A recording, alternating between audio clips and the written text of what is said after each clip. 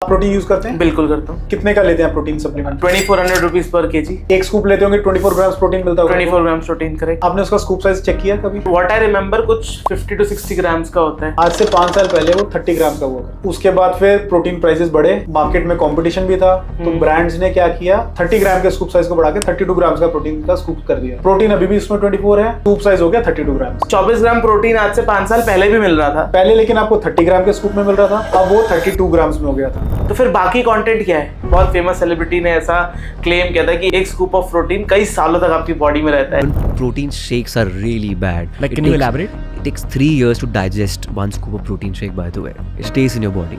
क्या protein powders harm करते हैं आपकी बॉडी को? तो अगर मैं बात करूं, एक डिसेंट अच्छी ब्रांड कितने नंबर्स कर लेती हो? क्या मतलब वैल्यू है उस ब्रांड की? कोई ब्रांड बहुत अच्छी मार्केटिंग कर रहा है, बहुत अच्छे तरीके से अपने प्रोडक्ट को डिजाइन करा, पैकेजिंग किया, Amazon बहुत अच्छे से कर रहा है, फ्लिपकार्ट अच्छा कर रहा है, अपनी वेबसाइट पे भी फोकस कर रहा है, तो 3-4 साल के अंदर वो मंथली 10 से 15 करोड़ तक की भी सेल्स पे पहुंच सकता है। इस साल का 100 करोड़ से 100 करोड़ से ऊपर की सेल हो गई।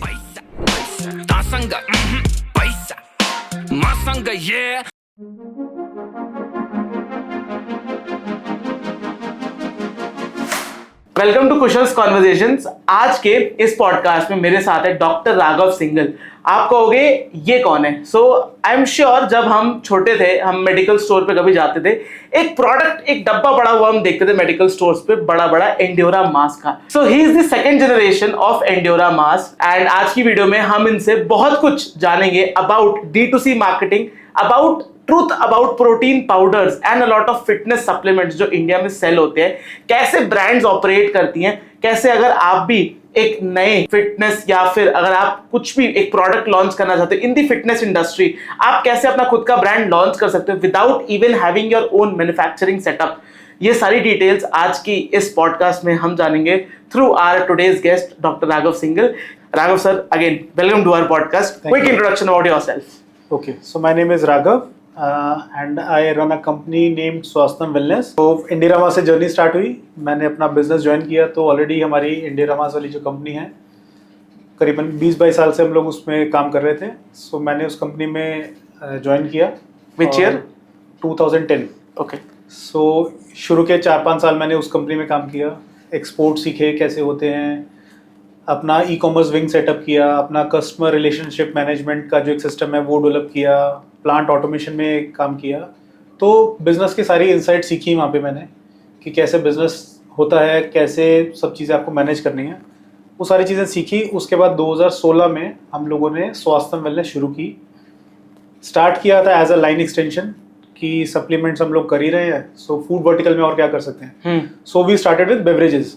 सो हम लोगों ने कार्बोनेटेड सॉफ्ट ड्रिंक्स शुरू किए, थोड़े से डिफरेंट फ्लेवर्स लेकर आए हम लोग, स्ट्रॉबेरी, मैंगो, इस टाइप के फ्लेवर्स हम लोग लेकर आए, जो कि जनरली मॉकटेल्स आपको होटल्स में और इन सब जगहों पर मिलते हैं।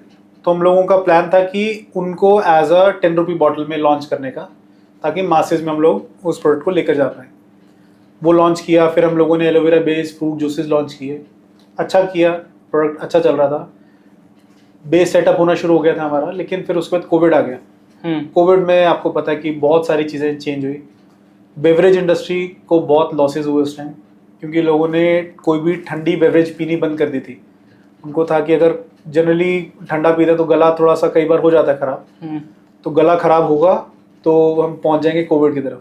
तो उस तरीके से बड़े मार्केट में इश्यूज आए और ऑपरेशंस भी बड़े दिक्कत थी कि मैन पावर नहीं थी, फैक्ट्रीज बंद थी। बेवरेजेस में क्या होता है कि शेल्फ लाइफ बड़ी छोटी होती है, 3 महीने की शेल्फ लाइफ होती है कोल्ड ड्रिंक बॉटल्स की, 4 महीने की होती है। तो वो सीज़न में सब लॉकडाउन था। और बेवरेजेस में क्या है कि आपकी ऑपरेशनल कॉस्ट इतनी ज़्यादा होती है कि अगर आपने 10 दिन भी प्लांट बंद किया तो आप वो पूरा सीज़न के मार्जिन आपके ख़त्म हो जाते हैं। तो 1-2 साल ये डिस्टर्बेंस रही, तो हम लोगों ने बेवरेजेस को बंद कर दिया।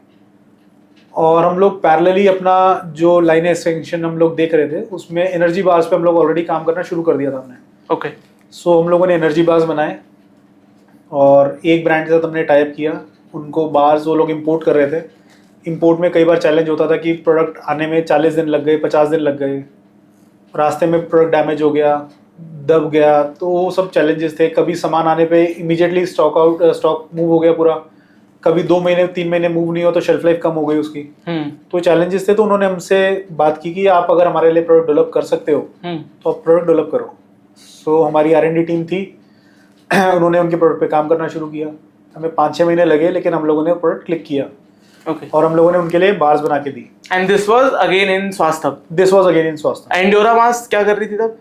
इंडिरा मास अपना ऑटो मोड पे चल रहा था। ऑटो मोड खैर गलत वर्ड है, मैं बोलूंगा। मतलब इंडिरा मास अपना काम कर रहा था, तो अपने तरीके से काम कर ही रहा था वो। मुझे स्वास्थ्य शुरू कर ली थी, तो मेरा टाइम ज़्यादा स्वास्थ्य में लगने लग गया। सो हम लोगों ने पहला ब्रांड Q&T उस टाइम शुरू किया 2017-2018 के आसपास। हम लोगों ने शुरू कर दिया था उनका। एनर्जी प्रोटीन बार्स हम लोगों ने उनके लिए डेवलप करी। ओके। प्रोटीन बार डेवलप करी, उसके कुछ इंग्रेडिएंट्स ऐसे थे कि जो हमें बाहर से लेने पड़ते थे। लाइक पीनट बटर, हमें फ्रेशली सोर्स पीनट बटर चाहिए होता था उनकी बार्स के लिए। हम लोग बाहर से ले रहे थे, उसमें चैलेंजेस आते थे, कभी टाइम से नहीं मिला सामान। सो हम लोगों ने पीनट बटर्स भी बनाने शुरू कर दिए। अच्छा। अब हमने सेटअप बड़ा लगाया था, तो हमारे पास कैपेसिटी, अंडर कैपेसिटी हम लोग ऑपरेट कर रहे थे। तो हम लोगों ने और ब्रांड्स को अप्रोच किया कि अगर आपको एनर्जी बार्स, प्रोटीन बार्स बनवानी है, so we have a capacity. और उस टाइम बहुत ज़्यादा प्लेयर्स नहीं थे इंडिया में। This is which year? 2017-18। Okay. So उस टाइम ज़्यादा प्लेयर्स नहीं थे, तो हम लोगों ने एनर्जी बार्स, प्रोटीन बार्स के लिए पिच करना शुरू किया ब्रांड्स को। फिर साथ में पीनट बटर्स का सेटअप हमने लगा दिया था, क्योंकि हमें एज अ रॉ मटेरियल चाहिए होता था पीनट बटर। तो वो सेटअप भी था हमारे पास, तो हमने ब्रांड्स को उसके लिए भी पिच किया। तो हमारे साथ धीरे धीरे ब्रांड्स जुड़ने लगे, उनको क्वालिटी अच्छी लगी प्रोडक्ट की। हमने उनके लिए जो प्रोडक्ट्स डेवलप करके दिए, तो बड़े अच्छे उनको मार्केट का फीडबैक मिला उन्हें। एनर्जी बार्स, प्रोटीन बार्स शुरू हुई, नट बटर शुरू हुए।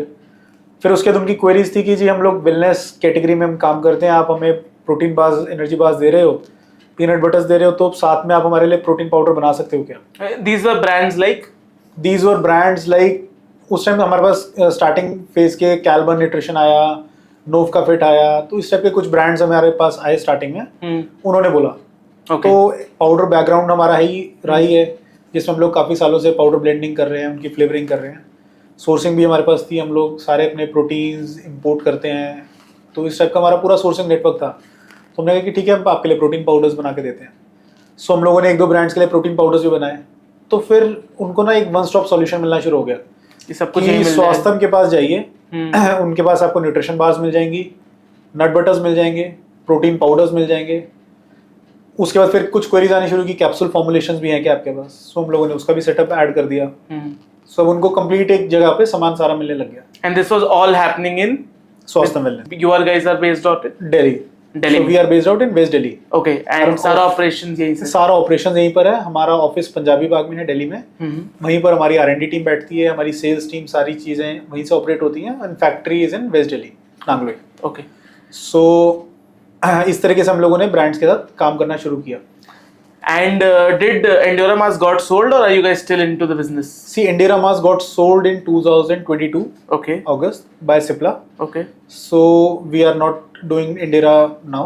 Okay. So initially हम लोगों ने 1 साल उनके लिए थर्ड पार्टी कॉन्ट्रैक्ट मैन्युफैक्चरिंग करी, और वो अपना मैनेज कर रहे हैं सारी चीजें। Okay. So उनको पूरा नॉलेज ट्रांसफर हो चुका है, तो everything is being managed by them only. And in Swastham, you guys are more into contract manufacturing. Yeah, स्वास्थ्य में हम लोग ज्यादातर कॉन्ट्रैक्ट मैन्युफैक्चरिंग करते हैं। अभी majorly contract manufacturing companies Himachal में, देहरादून में, पोंटा साहिब में, इन बेल्ट्स में हैं। दिल्ली NCR में बहुत ज़्यादा प्लेयर्स नहीं हैं। सो हमें लोकेशन एडवांटेज मिला। बहुत सारे ब्रांड्स दिल्ली NCR के हैं, गुड़गांव में काफ़ी स्टार्टअप्स हैं जिनको थोड़ी कम क्वांटिटी से शुरू करना होता है बिजनेस। उनको बहुत ज़्यादा इन्वेस्टमेंट्स इश्यूज रहते हैं, उनके पास बूटस्ट्रैप्ड होती हैं, और बड़ी वॉल्यूम्स भी नहीं दे सकते स्टार्टिंग में ऑर्डर, और उनका लीड टाइम का भी इश्यूज आते हैं उनको, बड़े ब्रांड से अगर लेते हैं कॉन्ट्रैक्ट मैन्युफैक्चरिंग कंपनी से। सो उन लोगों ने हमारे साथ शुरू किया। हम लोगों ने उनको अच्छा सपोर्ट देना शुरू किया कि स्टार्टिंग में हम लोगों ने कम क्वांटिटी से भी उनके साथ शुरू किया कि आप कम क्वांटिटीज भी लीजिए, आपको जैसा मार्केट रिस्पॉन्स मिलेगा आप वैसे इसको स्केल अप करिए। हम ये नहीं चाहते कि हम आपको बोलें कि जी आप 2 टन प्रोटीन पाउडर बनवाइए और अपने वेयर हाउस में रखिए, हम आपकी सारी वर्किंग कैपिटल उसी में एंड हो जाएगी। रादर आप 300 kg लीजिए, 400 kg लीजिए, जितना आपका मूव होगा आप फिर हमसे रिपीट कराइए, और उतना जो आपका पैसा स्पेयर बचता है वो आप अपना मार्केटिंग में और अपने बिजनेस को ग्रो करने में लगाइए। तो इस तरीके से हम लोगों ने उन ब्रांड्स का शुरू किया, और उनको उसी पैसे के अंदर जिसमें वो सिर्फ 1 या 2 प्रोडक्ट बनाते हैं, हमने उनको पूरी किट देनी शुरू करी। आप प्रोटीन पाउडर्स लीजिए, आप नट बटर्स लीजिए, आप प्रोटीन बार्स लीजिए, आप कैप्सूल्स लीजिए, तो इस तरीके से उन्होंने डालना शुरू किया मार्केट में प्रोडक्ट और उनको अच्छा रिस्पांस मिलना शुरू हुआ। धीरे धीरे करके वो ग्रो करने शुरू किए। तो ग्रेजुअली माउथ पब्लिसिटी से हमारे पास और भी ब्रांड्स आने शुरू हो गए। So we work with around 50+ brands right now and I name 3-4 good companies out of that. So अब like as we discussed, ये सब build करने में like your primary brand जो अब है Swasthyam, Endura Mass, what marketing channels did you use या फिर how did you develop the core of marketing? Like इतनी ज़्यादा manufacturing में होने के बाद and as you discussed like before the podcast कि आपका again marketing कोई background नहीं था, without being an MBA you created so many big brands. So how was this possible? सी हमें डे 1 से पता था, मैंने इंडिरा में जो मेरी लर्निंग थी कि branding plays a important role. Correct. So day 1 से जो मैंने स्वास्थम जब शुरू किया तो हम लोगों ने ब्रांडिंग पे बहुत ज़्यादा ध्यान रखा। हम लोगों ने अच्छा इंडिरा में हम लोग क्या करते थे कि मेजरली ATL BTL करते थे। क्या होता है ATL BTL में मतलब टीवी एड्स हो गई, न्यूज़पेपर एड्स हो गई, मैगजीन्स एड्स हो गई, रेडियो एड्स हो गई, above the line below the line होती है जो। डिजिटल पे हम लोग बहुत ज़्यादा फोकस नहीं करते थे। मैंने जब 2010 में ज्वाइन किया उसके बाद ही हम लोगों ने थोड़ा सा उस पर फोकस किया, 2-3 साल 4 साल जितना टाइम मैंने उस पर काम किया। तो स्वास्थम पे डे 1 से हम लोगों ने ऑफलाइन नहीं किया हम लोगों ने, क्योंकि हम लोग कॉन्ट्रैक्ट मैन्युफैक्चरिंग कंपनी, तो कस्टमर्स ढूंढने के लिए आपको ब्रांडिंग तो करनी पड़ेगी, मार्केटिंग करनी पड़ेगी, तो वो हमने सारी शुरू करी ऑनलाइन। हम लोगों ने अच्छी सी वेबसाइट बिल्डअप करी, प्रॉपर SEO कंटेंट किया उस पर, जिन कीवर्ड्स पे हम लोगों ने रैंकिंग करनी शुरू करी, तो उससे हमारे पास इनबाउंड लीड्स आनी शुरू हुई। कुछ माउथ पब्लिसिटी से हमारे पास ब्रांड्स आने शुरू हुए, कुछ इन जो हमने ये जो SEOs वगैरह किए उससे लीड्स आनी शुरू हुई। तो now on an average world के कोने से डेली 1 से 2 लीड्स आती हैं। ठीक है, उसके बाद टाइम लगता है उसको कन्वर्ट करने में, उनको सैंपल्स आते हैं, उनके हिसाब से प्रोडक्ट डेवलप होता है, मेच्योर कितने होते हैं वो एक सेकेंडरी चीज़ है। लेकिन जो भी हमारे पास अब लीड्स आती हैं सारी ऑर्गेनिक बेसिस पे आती हैं। मतलब आपने सिर्फ SEO किया है? SEO किया स्वास्थम के लिए हमने सारा। कुछ हम लोग कभी कभी बीच में साल 2 साल में एक बार थोड़ी सी 1-2 महीने के लिए जब हमें लगता है कि थोड़ा सा हमारे पास हमारी बिजनेस डेवलपमेंट टीम के पास थोड़ा सा टाइम है, तो हम लोग थोड़ी सी लीड जेन कैंपेन्स चलाते हैं। लेकिन अदरवाइज सारा ऑर्गेनिक हम लोग लीड्स आती है हमारे पास। And again this is all again from SEO by all again from doing SEO. stuff on your website, optimizing your keywords and typical SEO जो होता है। And what else, मतलब इसके अलावा आपने what exactly played big in your marketing game? Okay, so recently हम लोगों ने क्या करना शुरू किया है कि जो भी ब्रांड्स हमारे पास आते हैं, मैं आपको उसका एक प्रोसेस बताता हूँ कि ब्रांड्स हम लोग कैसे एनरोल करते हैं, क्या एक उनका सिस्टम रहता है।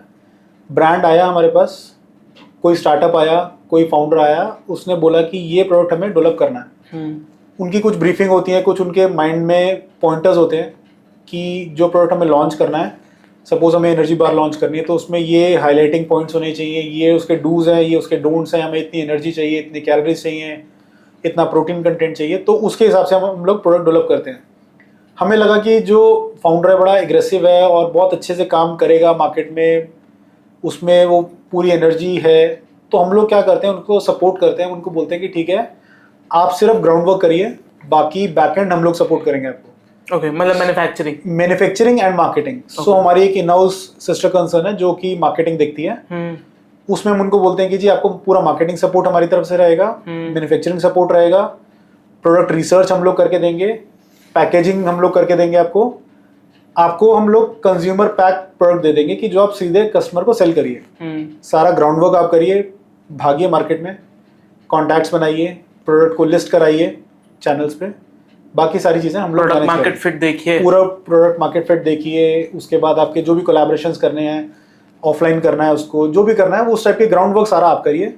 Product manufacturing, quality, packaging, marketing, ये सारा सपोर्ट हम देंगे आपको। ओके। तो इस तरीके से हम लोगों ने कुछ ब्रांड्स में पार्टिसिपेट करना शुरू किया है। हम उनके अंदर उनको कुछ मॉनेटरी टर्म्स में भी हेल्प करते हैं। तो इस तरीके से हम लोगों ने 3-4 ब्रांड्स के साथ, 5 ब्रांड्स के साथ काम किया है, तो उनको अच्छा सपोर्ट मिल रहा है मार्केट में। तो इस तरीके से हम लोग काम करते हैं। ओके, सो ये अगेन हो गया मार्केटिंग के बारे में। पर अगर हम बात करें, बिकॉज आपको इतनी डीप नॉलेज है अबाउट मैन्युफैक्चरिंग और ये पूरा इकोसिस्टम कैसे चलता है, तो अब लाइक थोड़े वो कंट्रोवर्शियल फैक्ट्स के बारे में बात करते हैं जो इस इंडस्ट्री में लोग बहुत ओपनली, मतलब आप इन्फ्लुएंसर्स को बात करते नहीं देखोगे, ब्रांड्स को बात करते नहीं देखोगे। सो व्हाट आर दोज, मतलब as a manufacturing standpoint अगर आप कुछ ऐसे फैक्ट्स अनवेल करना चाहो जो अभी तक लोगों ने नहीं सुने हो bye there most famous fashion और फिटनेस इन्फ्लुएंसर्स, तो वो क्या होंगे? अच्छा, आपने देखा होगा कि आज से 4-5 साल पहले तक प्रोटीन आप प्रोटीन यूज करते हैं? बिल्कुल करता हूँ। आप कितने का लेते हैं प्रोटीन सप्लीमेंट का? 2400 रुपीज पर केजी। ओके, सो आप एक स्कूप लेते होंगे, 24 ग्राम्स प्रोटीन मिलता होगा? 24 ग्राम्स प्रोटीन, करेक्ट। आपने उसका स्कूप साइज चेक किया कभी? ऑनेस्टली नहीं, बट व्हाट आई रिमेम्बर कुछ 50 to 60 ग्राम्स का होता है। आज से 5 साल पहले वो 30 ग्राम्स का हुआ करता था। अच्छा। उसके बाद फिर प्रोटीन प्राइसेस बढ़े, मार्केट में कंपटीशन भी था, तो ब्रांड्स ने क्या किया, 30 ग्राम के स्कूप साइज को बढ़ा के 32 ग्राम्स का प्रोटीन का स्कूप कर दिया। प्रोटीन अभी भी इसमें 24 है, स्कूप साइज हो गया 32 ग्राम्स। मतलब आप कह रहे हो कि 24 ग्राम प्रोटीन आज से 5 साल पहले भी मिल रहा था पहले, लेकिन आपको 30 ग्राम के स्कूप में मिल रहा था, अब वो 32 ग्राम्स में हो गया था। तो फिर बाकी कंटेंट क्या है? बाकी कंटेंट में कुछ उन्होंने फिलर्स ऐड किए अपनी कॉस्ट मैनेज करने के लिए। फिलर्स क्या है? फिलर्स माल्टोडेक्स्ट्रीन है, वे अच्छा। पाउडर्स है। अच्छा, माल्टोडेक्सिन के बारे में लोग ज्यादा बात नहीं करते हैं। माल्टोडेक्स्ट्रीन इज अ बेसिक फिलर, जो भी फूड इंडस्ट्री में आप देखेंगे ब्रांड्स, न्यूट्रिशन में भी हो गया, उसके अलावा बाकी फील्ड में भी आप देखेंगे, बेकरी में, हर जगह सबसे चीप फिलर है। प्योर कार्ब्स हैं, you can say just like sugar. अच्छा। 50, 55, 60 रुपीज पर केजी उसकी कॉस्ट होती है। जस्ट ऐड करते हैं ब्रांड्स अपना स्कूप साइज बढ़ाने के लिए। तो जो आपने पहले प्रोटीन लिया 1000 रुपये या 1200 रुपये पर केजी रॉ मटेरियल था आपका, आपने उसके अंदर 2 ग्राम पर स्कूप में माल्टोडेक्स्ट्रीन डाल दिया, तो आपकी जो कॉस्टिंग है वो 1000-1200 से कम होके 800-900 की रेंज में आ गई। थोड़ी सी प्रोटीन कॉस्ट कम हो गई। But is maltodextrin harmful to your body? See, maltodextrin is harmful for the body. Okay. अगर एक डोज बहुत ज़्यादा अगर आप लेंगे तो नुकसान करता है, जैसे कि शुगर बहुत ज़्यादा लेंगे तो नुकसान करती है, तो उसी तरीके से माल्टोडेक्स्ट्रीन्स भी नुकसान करते हैं। बट इसके बारे में प्रोटीन ब्रांड्स और फिटनेस इन्फ्लुएंसर ओपनली बात क्यों नहीं करते? सी, आपको अपनी कॉस्टिंग निकालनी है ना, तो आप अपने पॉजिटिव्स बताओगे। जो चीज़ आप मैनेज करके अपने स्कूप साइज को बड़ा कर रहे हो वो तो नहीं बताओगे ना। तो मतलब this is kind of we can not say scam, but एक चीज जो लोगों से छुपाई जाती है या कह सकते हैं खुल के नहीं बताई जाती। करेक्ट। तो वही छुपाना ही होगा ना, अगर आप कोई चीज खुल के नहीं बता रहे हो तो वो आप फिर छुपा ही रहे हो। फिर 32 ग्राम से 34 ग्राम्स हुआ, 36 ग्राम्स हुआ, फिर 40 ग्राम्स हुआ, 45 ग्राम्स हुआ, अब 50 ग्राम्स तक के भी स्कूप साइज है जिसके अंदर 24 ग्राम्स प्रोटीन मिल रहा है। तो मतलब आप पैसे दे रहे हो 1 किलो प्रोटीन के, और आपको अल्टीमेटली 50% ही मिल रहा है, यानी 500 ग्राम प्रोटीन ही मिल रहा है। बाकी उसमें सब वो फिलर्स जिनकी आपने बात करी वो है। सो मतलब इज इट ट्रू, मतलब जो आजकल बहुत सारे अगेन बड़े जो बहुत सारे सेलिब्रिटीज हैं, एक बहुत फेमस सेलिब्रिटी ने ऐसा क्लेम किया था कि एक स्कूप ऑफ प्रोटीन कई सालों तक आपकी बॉडी में रहता है। नहीं, ऐसा नहीं होता। बट क्या प्रोटीन पाउडर्स हार्म करते हैं आपकी बॉडी को? सी, अगर आप देखेंगे प्रोटीन्स बिल्डिंग ब्लॉक्स हैं आपकी मसल्स के लिए, तो वो आपको लेने ही चाहिए। हम इंडियंस की जो डाइट है, हम नेचुरली प्रोटीन इतना ज्यादा नहीं ले पाते। नॉन वेज जो लेते हैं उनको तो फिर भी प्रोटीन मिल जाता है, जो वेजिटेरियंस हैं उनको प्रोटीन नहीं मिल पाता। और उनकी मसल्स आप देखेंगे, इसीलिए एक एज के बाद मसल्स में स्ट्रेंथ खत्म हो जाती है। तो इसी वजह से प्रोटीन आपको लेना चाहिए। आपका जितना बॉडी वेट है, सपोज आपका 60 kg बॉडी वेट है, तो आप अगर आपका रेगुलर ऑफिस जा रहे हैं, आप कोई बहुत ज्यादा वर्कआउट नहीं कर रहे, आपको 60 to 80 ग्राम्स प्रोटीन लेना है। करेक्ट। अगर आप अच्छा वर्कआउट कर रहे हो तो आपको 100 से 120 ग्राम्स प्रोटीन लेना है। इनटू 1.5 वाला जो कॉन्सेप्ट होता है। यस। सो इतना प्रोटीन कोई ले ही नहीं पाता अपनी डाइट से, नेचुरल डाइट से।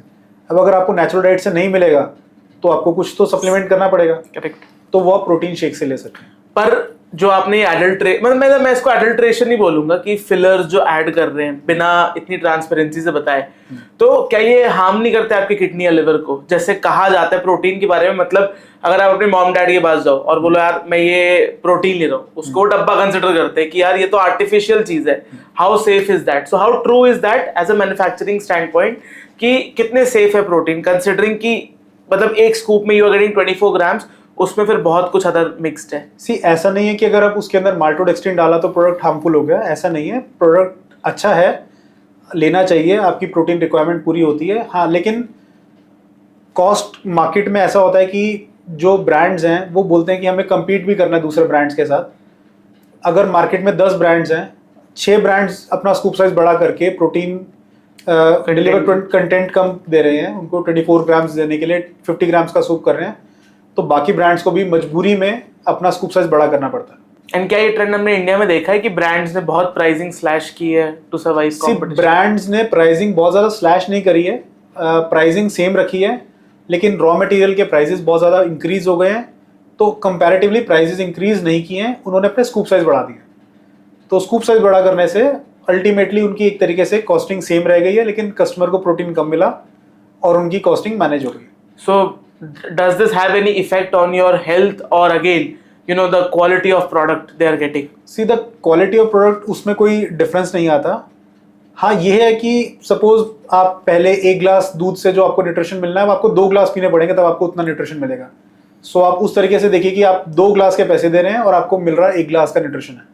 Okay, and like do brands मतलब so basically starting a protein brand की अगर मैं एक जर्नी की बात करूँ, सो रॉ प्रोटीन आया, उसमें हर ब्रांड अपनी लेबलिंग करती है because not every other brand out there is actually making whey protein, क्योंकि what I believe whey protein India में नहीं बनता।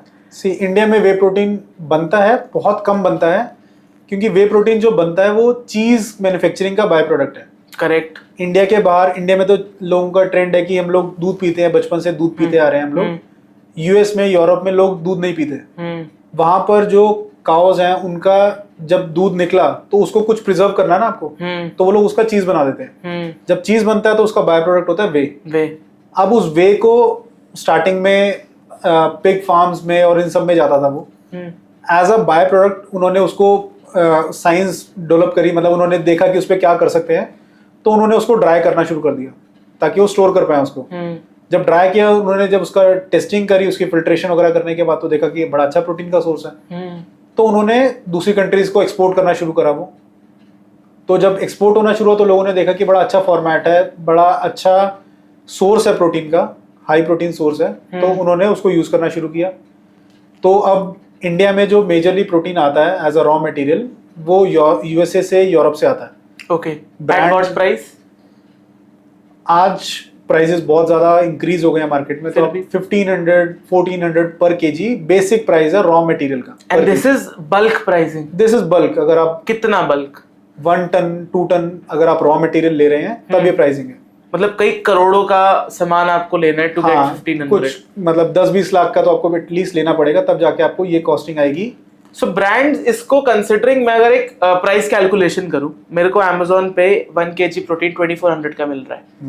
अगर मैं ब्रांड कैलकुलेशन करूं, how that brand is able to sell it at 2400 to Amazon, considering उसको 1500 रुपए का तो रॉ मटेरियल ही पड़ रहा है। 1500 का जो रॉ मटेरियल है उसमें मैंने आपको बताया ना कि स्कूप साइज बड़ा कर दिया उन्होंने। अच्छा। तो पहले क्या होता था कि 30 ग्राम्स में 24 ग्राम्स मिल रहा है। अब 1500 का जो रॉ मटेरियल आ रहा है उसके अंदर वो माल्टोडेक्सट्रिन ऐड कर रहे हैं, वे पाउडर्स ऐड कर रहे हैं, उसकी इफेक्टिव कॉस्ट लेकर आ रहे हैं 700-800 रुपए। ओके, 700-800 की इफेक्टिव कॉस्ट आई, उसमें अपनी पैकेजिंग ऐड करी, लेबलिंग ऐड करी, अपने ओवरहेड्स ऐड करे, 1100-1200, 1250 के आसपास उनकी कॉस्टिंग आई। 2400-2500 का अमेजोन पे बेचते हैं, अमेजोन के कमीशन हैं, वो सब करके उनको 1600-1650 उनको मिलता है। 1200-1250 उनकी कॉस्टिंग है, सारे ओवरहेड्स वगैरह लगा के। तो जो 300-400 रुपए वो उनका मार्जिन है। ओके। पहले क्या था कि प्रोटीन की कॉस्ट 600-700 थी, तो उसमें वो कोई स्कूप साइज बड़ा नहीं करते थे।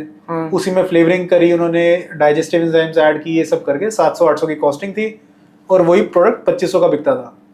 उनको मार्जिन 800 से 1600 तक का उनको मार्जिन ज्यादा थे। अब उनके मार्जिन भी कम हो गए हैं और उनको अपने स्कूप साइज भी बड़े करने पड़े हैं ताकि वो मार्केट सर्वाइव कर पाए। सो लाइक अब we have discussed so much about proteins, manufacturing, branding.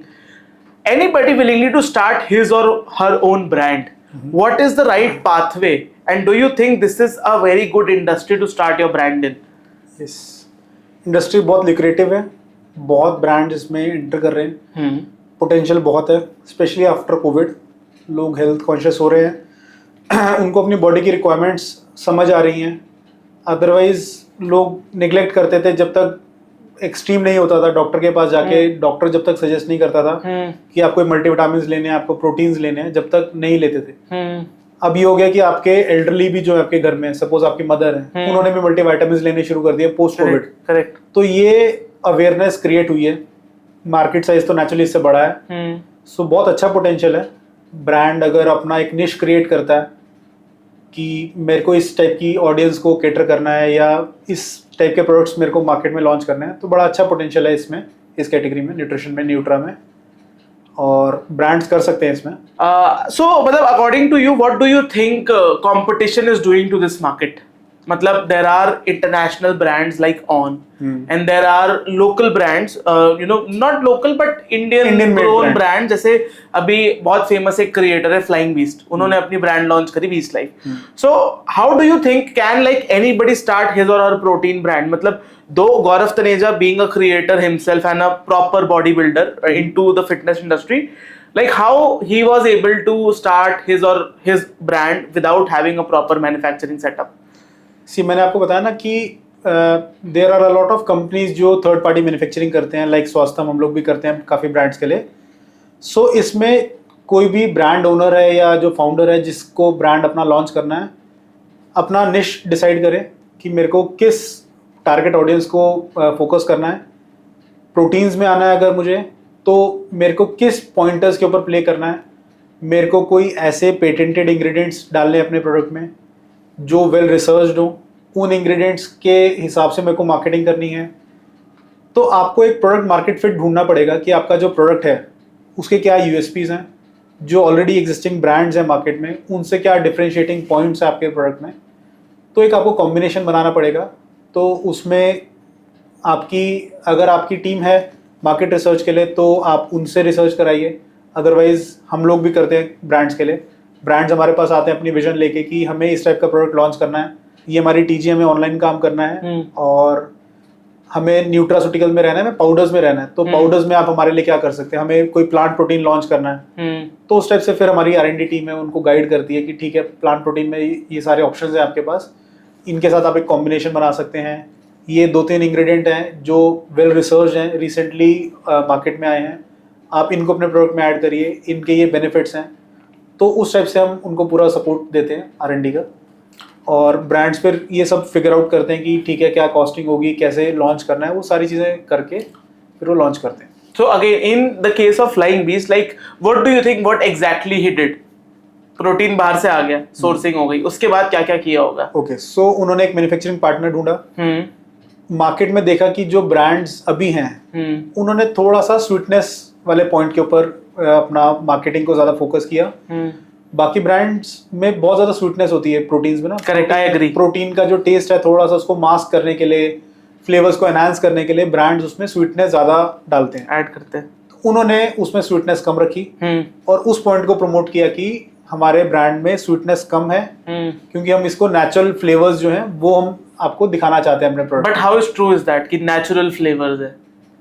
C flavours हैं वो सिंथेसाइज ही होते हैं। करेक्ट, आर्टिफिशियल है, चाहे वो नेचर आइडेंटिकल हैं। हाँ। वो एक तरीके से उसका थोड़ा सा नाम चेंज किया आपने, वो आर्टिफिशियल ही हैं फ्लेवर्स। तो मतलब ये सारा कॉम्बिनेशन कोई भी आपको मैन्युफैक्चरिंग कंपनी हेल्प करके डेवलप करने में हेल्प कर सकती है। yes. तो मतलब आपका प्रोटीन रेडी हो गया, फिर तो बेसिक ब्रांडिंग, पैकेजिंग, मार्केटिंग, आप किस तरीके से मार्केट करते हो वो सब पे डिपेंड किस एंगल पे करते हो। जैसे आप कह रहे हो उन्होंने लेस स्वीटन वाले पे किया और थोड़ा सा नेचुरल है, एब्जॉर्प्शन पे किया कि हमारा प्रोटीन बहुत अच्छा एब्जॉर्ब होता है, तो उन्होंने वो पॉइंट्स लिए और उसके ऊपर प्रोडक्ट को हाईलाइट किया।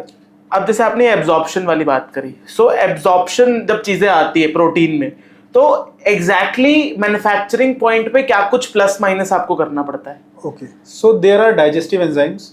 जो आपने देखा होगा कि प्रोटीन सप्लीमेंट्स लेके लोग बोलते हैं कि हमें ब्लोटिंग हो रही है। करेक्ट, डाइजेस्ट नहीं होता, बहुत सारे प्रोटीन, टाइम लगता है डाइजेस्ट होने में, तो ब्लोटिंग फील होती है कस्टमर। करेक्ट। सो डाइजेस्टिव एंजाइम्स आते हैं, प्रोटीएज है, ब्रोमिलिन है, पपेन है, अमाइलेज है, इस टाइप के एंजाइम्स आते हैं जो बॉडी में प्रोटीन एब्जॉर्ब करने में, उसको डाइजेस्ट करने में, कार्ब्स को डाइजेस्ट करने में इसमें हेल्प करता है। तो आजकल जितने भी मार्केट में प्रोटीन सप्लीमेंट्स आ रहे हैं अच्छी कंपनीज के, वो सब डाइजेस्टिव एंजाइम्स डालते हैं अपने प्रोडक्ट में, उससे डाइजेशन में हेल्प होती है। डाइजेशन हेल्प होगी तो आपकी बॉडी में अच्छे से एब्जॉर्ब होगा और ब्लोटिंग नहीं होगी, एंड आपको रिजल्ट्स दिखेंगे। And does this effect the cost? मतलब क्या ब्रांड्स यहाँ पे किसी टाइप की कॉस्ट कटिंग या रॉ मटेरियल कटिंग करती है? सी एंजाइम्स ऐड करने में बहुत ज़्यादा आपकी कॉस्ट इंकर नहीं होती, तो इस वजह से अब सारे ब्रांड्स ने धीरे धीरे उसको ऐड करना शुरू कर दिया एंड उसको एक मार्केटिंग फैक्टर बना उसको एक मार्केटिंग पॉइंटर बना दिया अपना कि हमारे प्रोडक्ट में डाइजेस्टिव एंजाइम्स हैं और उसके कारण हमारा प्रोडक्ट बहुत अच्छे से एब्जॉर्ब होता है, ब्लोटिंग नहीं होती, एंड आपको रिजल्ट्स देखने मिलेंगे। और results, and that is why people try. And do you have a take on इतने सारे ब्रांड, जैसे अब यहाँ पे एक ऑडियंस का कॉमन क्वेश्चन हो सकता है कि यार इतने सारे ब्रांड्स हैं, why will anybody try my product, या मैं अलग क्या कर सकता हूँ? ये दो क्वेश्चंस है। अलग अलग ब्रांड्स हैं, बिल्कुल हैं। आप अगर कस्टमर को लेना है तो वो देखिए कि किस कंपनी पे मैन्युफैक्चरिंग हो रही है, उसकी रेप्यूटेड कंपनी है, वो किस किस ब्रांड्स के लिए बना रही है। थोड़ा सा ब्रांड लॉयल्टी इसमें प्ले करती है रोल, वो तो कस्टमर के लिए हो गया। सो अब यूनिक बनने के लिए आपके पास ऑप्शंस थोड़े से लिमिटेड हैं इसमें। सो आप इंग्रेडिएंट्स के बेसिस पे प्ले कर सकते हो, डाइजेशन पे लोगों ने प्ले करना शुरू कर दिया, स्वीटनेस पे प्ले करना शुरू कर दिया, फ्लेवर्स पे प्ले करना शुरू कर दिया, एब्जॉर्प्शन पे प्ले करना शुरू कर दिया। So now people have started adding some patented ingredients to the protein. Like and what they do? Okay, so उन्होंने किया, सपोज एक प्रोटीन सप्लीमेंट है। प्रोटीन आप किस लिए लेते हो? अपनी मसल रिकवरी के लिए, अपने वर्कआउट के बाद। उसमें आपने डाइजेशन वाले पार्ट्स को कवर कर दिया। अब आपने उसमें साथ में एक दो हर्ब्स डाल दिए, आपने उसमें अश्वगंधा डाल दिया, आपने उसके अंदर सफेद मूसली डाल दिया। तो आपने इस टाइप के कुछ हर्ब्स डाल दिए जिन हर्ब्स के अपने बेनिफिट्स हैं, जो आप लोगे तो आपको अच्छा रिजल्ट मिलेगा। लेकिन अगर वो प्रोटीन के साथ कंबाइन हो गया, सो आपको अलग से नहीं लेना पड़ रहा, आपके प्रोटीन के स्कूप के साथ ही आपको मिल रहा है। सो उसमें क्या होगा कि उस प्रोडक्ट की थोड़ी सी बेनिफिट्स बढ़ गए। सो ये आप अगेन अच्छी रिसर्च करके कि मार्केट में कहाँ गैप है और क्या पे गैप है, कौन सा इंग्रेडिएंट आपको अच्छे रिजल्ट देता है, उसको किस प्रोडक्ट के साथ फिट कर सकते हैं, तो उस तरीके से लोग रिसर्च करके। जैसे मैंने रिसेंटली देखा है एक कौन से वो एक्टर है जिन्होंने प्रोटीन वाटर लॉन्च किया है, यस, एक्वाटीन ने।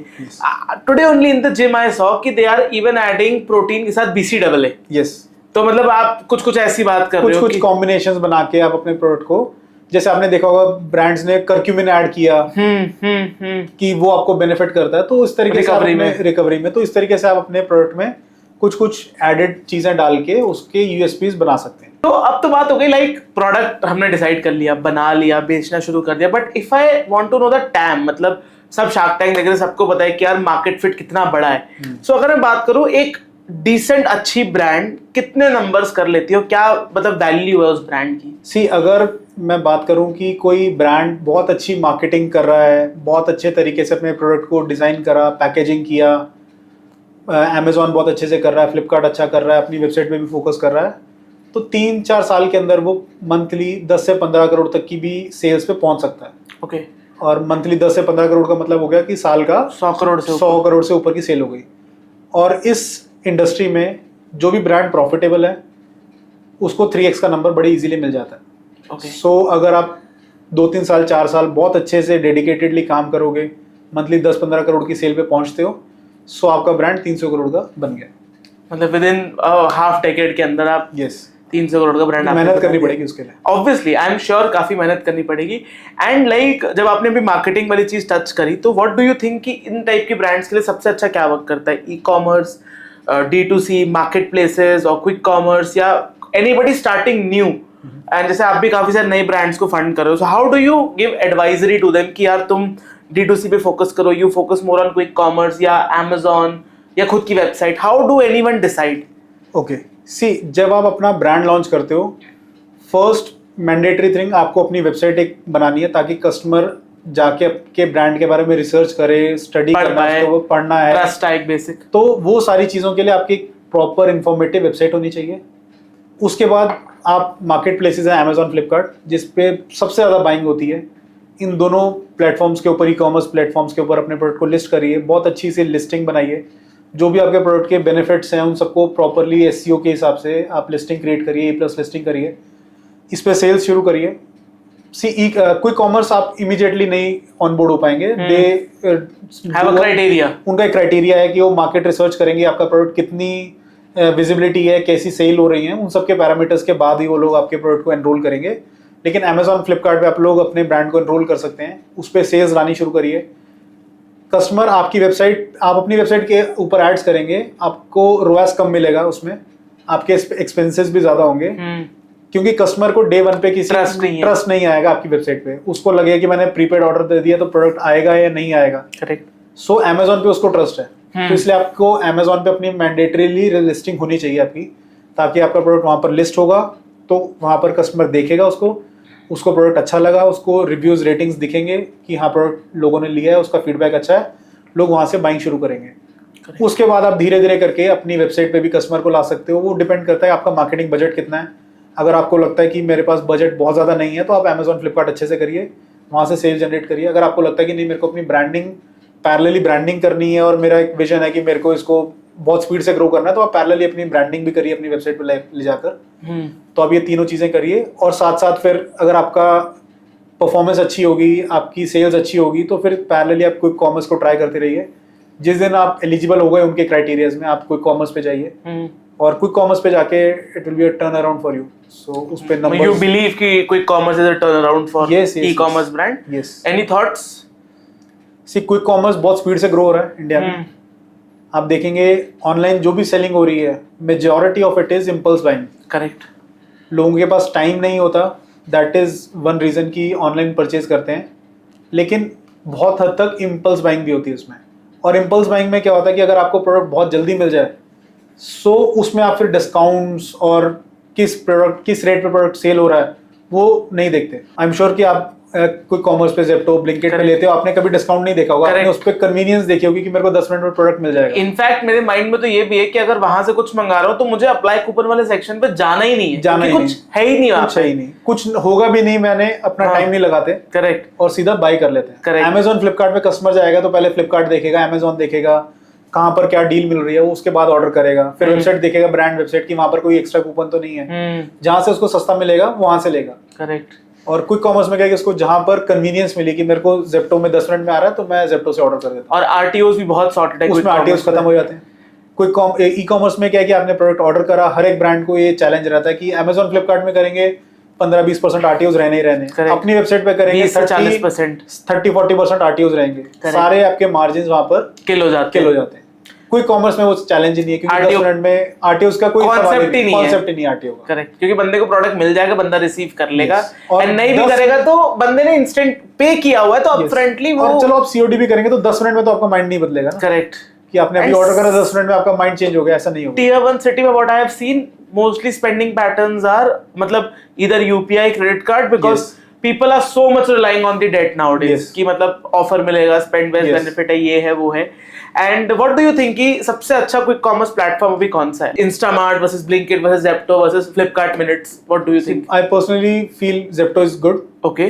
और सी इट डिपेंड्स आपको कैसा यूजर इंटरफेस है, आप कौन सा प्लेटफॉर्म यूज कर रहे हो डे वन से, वो सबका पर्सनल है, लेकिन मेरे को ज़ेप्टो बड़ा अच्छा लगता है। ओके। बहुत यूजर फ्रेंडली है, कन्वीनियंट है, तो I prefer Zepto. So again guys, that is it for today's podcast। मुझे उम्मीद है मैं आज कुछ अलग लेके आया था आपके लिए, जहां पे मैंने थोड़े बहुत हेल्थ के बारे में बात करी एंड ऑब्वियसली मार्केटिंग और D2C तो हमारा फेवरेट टॉपिक है ही है, उसके बारे में बात करी।